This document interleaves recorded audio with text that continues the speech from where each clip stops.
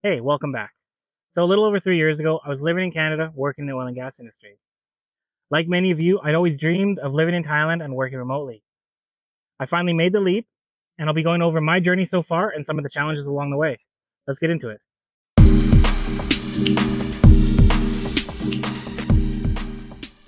So, first off, back in Canada, I was working in the oil and gas industry, like I said. Now, I've worked in various aspects of the oil and gas industry in both northern Alberta and BC, anything from drilling rigs to oil field safety. The big thing that made me really want to push to try and work and live remotely was one of the last winters I actually worked in Canada. I was working the night shift in minus 50 in northern Alberta. And once I did that, I realized that I don't want to be here anymore. I don't want to spend another winter in Canada. And since then, I haven't. But I still didn't really have an idea for what I was going to do if I did come here. And so after the rigs, I went to oilfield safety. Now, during that time, the idea for an application came to me. And while I was still working at that company, I started to formulate the plan for building out an application for the oil and gas industry, which would allow me to live and work abroad, but still build out an application that could be very profitable. And so in October of that year, I moved to Thailand with the idea of building out that app, of pushing that application to try to sell it to oil companies back in Canada. While I was here, though, I met my current partner. She actually owns another bar that was really close to the condominium that I lived at. And we started talking, and the more we talked, the more I realized how much business is just possible in Thailand. You'll have motorbikes where they actually serve food or drinks from, or small shops that are very, very cheap to get into. Sometimes the rent is even cheaper than what the average Westerner pays for their condo. So while working on the application, it really started to come to my mind that I could open another business. I could open a bar here, even if I was still working on the application. And now at the end of that year, I did go back to Canada again. We had some leads on potential clients for that application. So I needed to go back to meet with them to see if we could pursue that. Now, unfortunately, going back, the application just was not going to work. I think it's something that the oil field needs, but without me personally having to put in a large sum of money up front, I don't think it would be possible. And so my partner back there and I both decided to move on from that we weren't willing to put in the 50 to $60,000 Canadian into building out that application into hoping that it'll actually take off because we had no proof. So we both moved on, deciding that the best move forward was to not pursue that application. So once we scrapped the application, the ideas of opening a business really came back to me. And so I came back to Thailand with the idea of opening a business.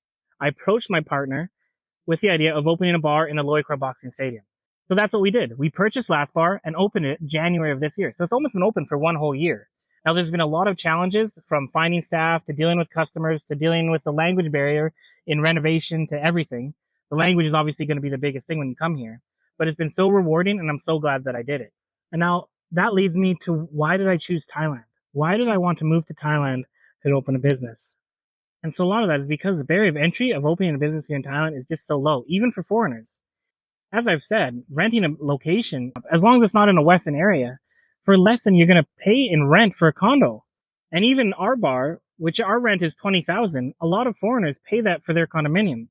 So it's not that much in the grand scheme of things. And furthermore, getting renovations or supplies or anything is a lot cheaper than it would be back in the West, which makes things a lot easier. And that really leads me to Thai people. Now, Thai people are amazing. And that stays true in the business sense. Working down there and down there every day, I became close friends with a lot of different bar owners in that area. And I've said in other videos, one of my big issues was that I would always have to go and drink with them or they would come and drink with me because that was just kind of expected. And that's not a bad problem to have as they're wanting to spend money in your bar. But that also continued into wanting your bar to succeed.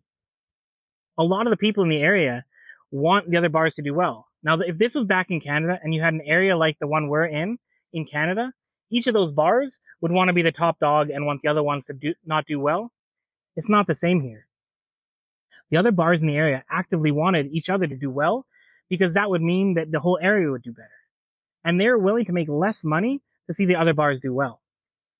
And that's something you're just not going to find in the West. And lastly, if you've been to Thailand before, you know what I mean, but it comes to freedom. There's just a freedom to do what you want to do with your life, to live your life how you want to live it. And the convenience of everything around you to kind of make that happen. A lot of people will say this. You cannot find the convenience of living in Thailand anywhere else in the world.